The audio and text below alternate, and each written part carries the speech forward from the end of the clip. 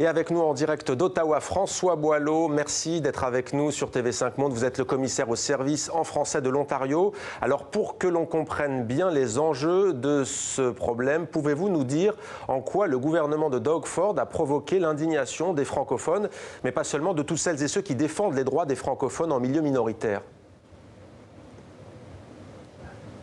Oui, merci beaucoup d'être ici. Je suis content d'être avec vous.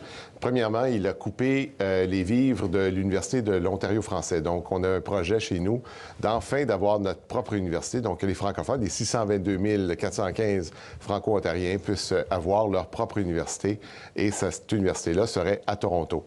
Et donc, le gouvernement a pris la décision, pour des raisons, dit-il, fiscales, de dire non, nous n'avons pas les sous. Mais on parle ici quand même de projets qui datent de plusieurs années, qui tardaient à venir, que la communauté réclamait à grands cris. Et donc, on parle ici d'un investissement de 84 millions, je ne sais pas en euros, mais en termes de sous, on parle de 0,07 % du budget total en éducation postsecondaire, qui est de 6,8 milliards de dollars. Donc, ça, c'est la première chose que vraiment soulevé l'ire de l'ensemble des Franco-Ontariens et Franco-Ontariennes.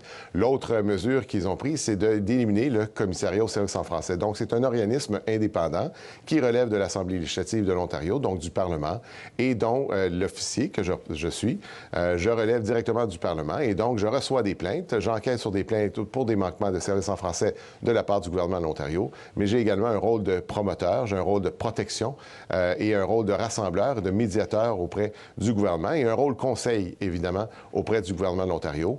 Donc, c'est un rôle qui fait en sorte que ça nous permet, justement, quand on parle de l'Université de l'Ontario français, bien, c'est à la suite d'un des rapports qu'on avait soumis en 2012 qui disait que juste dans la région du centre-sud-ouest de l'Ontario, une région qui est en pleine croissance démographique en termes de francophones, une croissance très axée sur la diversité, un francophone sur deux dans la grande région de Toronto n'est pas né au Canada, 8 sur 14 dans ma propre équipe ne sont pas nés au Canada, et donc le gouvernement a décidé d'éliminer le commissariat au service en français, et ça, bien sûr, ça envoie un coup très dur à la communauté francophone. Alors François Boileau, on précise que ces derniers jours, Doug Ford a calmé le jeu.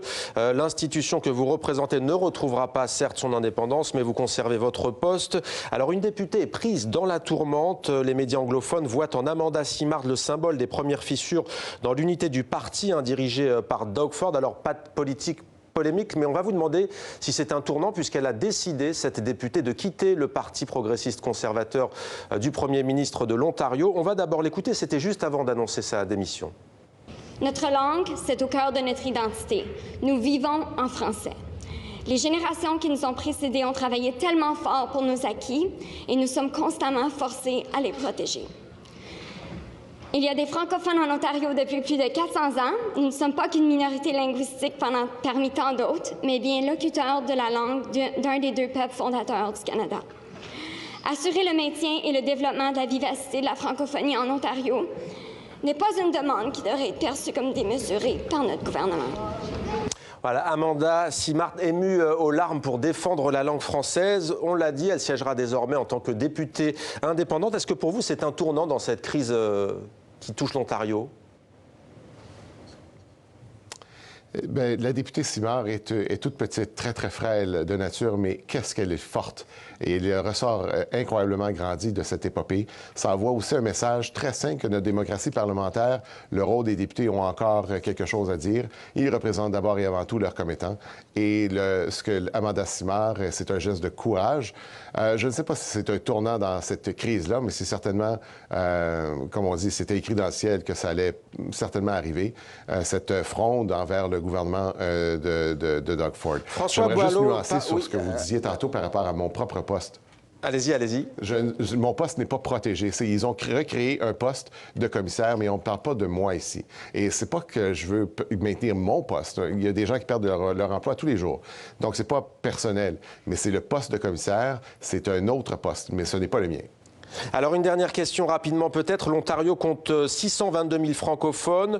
Le nombre de francophones est en baisse. Doug Ford, pour se justifier, dit on a aussi une communauté asiatique, on a d'autres communautés. Je ne vois pas pourquoi on accorderait une législation, en tout cas des droits particuliers à cette minorité francophone par rapport aux autres minorités de l'Ontario. Que répondez-vous?